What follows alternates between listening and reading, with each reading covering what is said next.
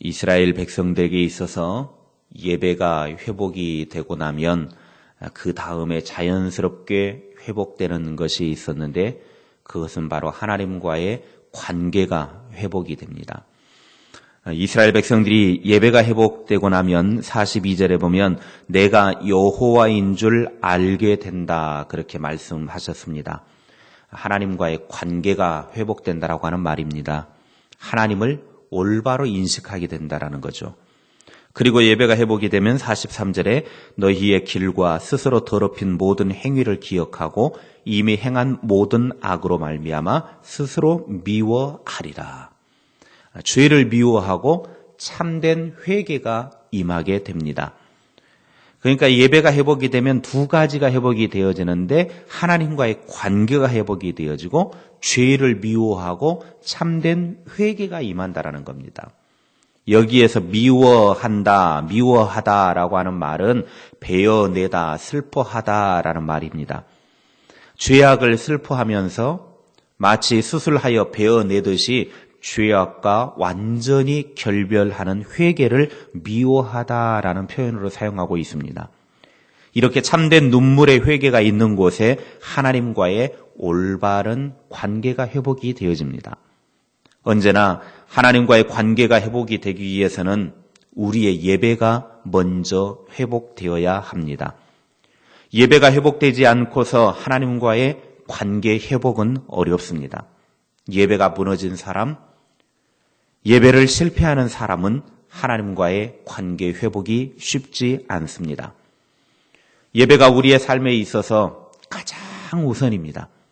하나님 앞에 목숨을 내놓는 마음으로 예배의 자리를 지키려는 그런 신앙을 소유해야 합니다. 신앙의 보석은 다른 것 없습니다. 예배입니다. 하나님께 예배보다 더 소중한 것은 없습니다. 그런데 많은 사람들이 요즘은 예배보다는 다른 것에 더 관심을 두고 예배보다는 다른 것을 더 귀하게 여기고 거기에 빠져 살아가고 있습니다. 예배는 우리의 삶 자체요. 예배는 우리의 신앙입니다. 예배라고 하는 것은 인간이 하나님께 할 수 있는 것 중에서 가장 위대한 일입니다. 하나님이 가장 기뻐하시는 것이 예배이고 하나님은 예배하는 자를 사랑하십니다. 예배하는 만큼 하나님께서 은혜 주시고 예배하는 자에게 하나님이 복 주십니다. 우리의 삶에서 예배를 회복하는 만큼 모든 잃어버린 축복도 회복이 되어집니다. 예배가 살아나면 다른 것들도 살아나게 됩니다. 그러므로 예배 회복에 온 힘을 다 쏟읍시다. 예배가 살아야 하나님과의 관계도 살아나게 되는 겁니다. 다윗이 하나님의 복을 받은 비결이 있었습니다. 그것은 예배였습니다. 그는 예배의 사람이었습니다. 하나님이 찾으시는 진정한 예배자였습니다. 그는 예배를 드리는 정도가 아니라 예배를 즐거워했고 예배가 삶이었고 예배를 사모하고 갈망했습니다. 예배를 목말라 했습니다. 다윗의 예배는 언제나 축제였고 동시에 축복이었습니다. 그러니까 예배자의 삶을 살아서 그 삶 속에 하나님과의 관계가 원활하게 되어졌고 막힘이 없었습니다. 시편 50편 22절 23절에 하나님을 잊어버린 너희여 이제 이를 생각하라. 그렇지 아니하면 내가 너희를 찌르니 건질 자 없으리라. 감사로 제사를 드리는 자가 나를 영화롭게 하나니 그의 행위를 옳게 하는 자에게 내가 하나님의 구원을 보이리라. 하나님의 심판을 당하여 찢김을 당하는 인생이 되지 않으려고 하면 우리가 회개하고 예배 회복이 먼저 이루어져야 합니다. 감사로 예배하는 자는 하나님을 영광스럽게 하기 때문에 하나님의 구원을 보여주시겠다고 약속하셨습니다. 예배는 하나님과의 관계 회복이기 때문에 하나님과 관계가 회복이 되면 모든 것은 다 풀려나기 시작합니다. 예배하는 자에게 형통함이 있습니다. 진실로 회개하여 참된 예배자가 되어야 합니다.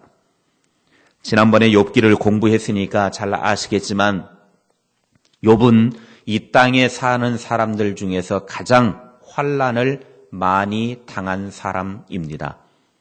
동방의 최고 많은 물질이 하루아침에 다 사라졌습니다. 7남 3녀의 자녀들이 큰 태풍에 의해서 집이 무너져 한꺼번에 다 죽었습니다. 몸에 병이 생겨서 견딜 수 없는 시련을 겪었습니다. 그럼에도 불구하고 욥은 이렇게 고백합니다.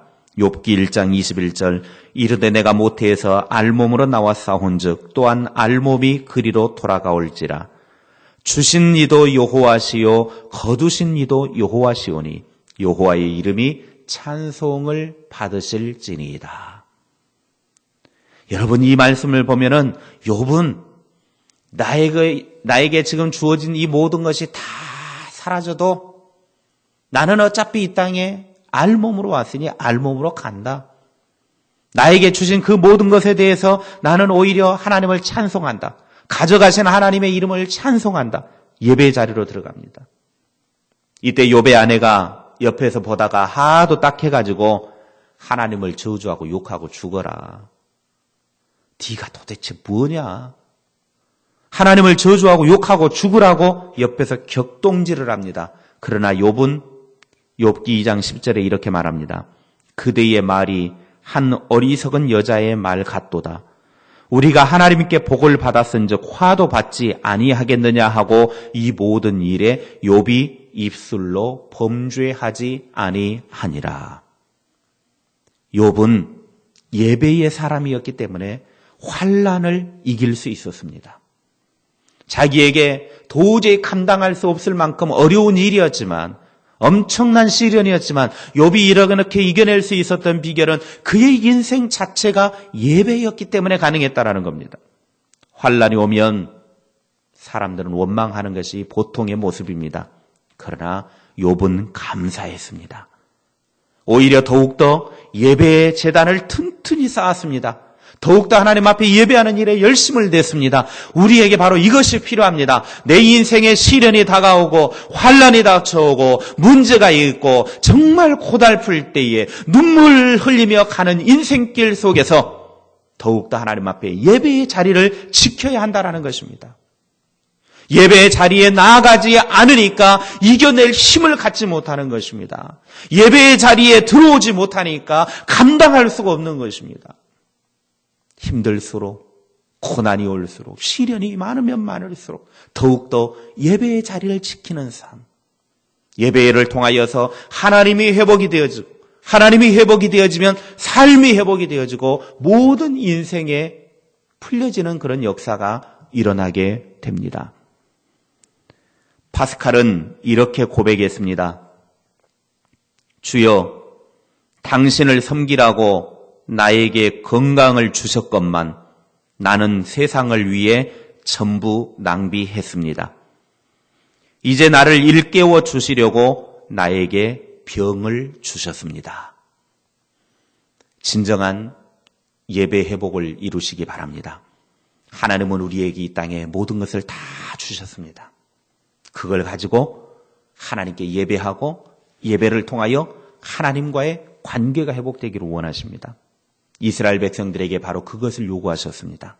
이제 심판이라고 하는 도구를 통해서 예배가 회복이 되어지고 그리고 예배가 회복이 되어지면 자연스럽게 하나님이 어떤 분이신가 하나님과의 관계 회복을 이루시기를 원하셨습니다.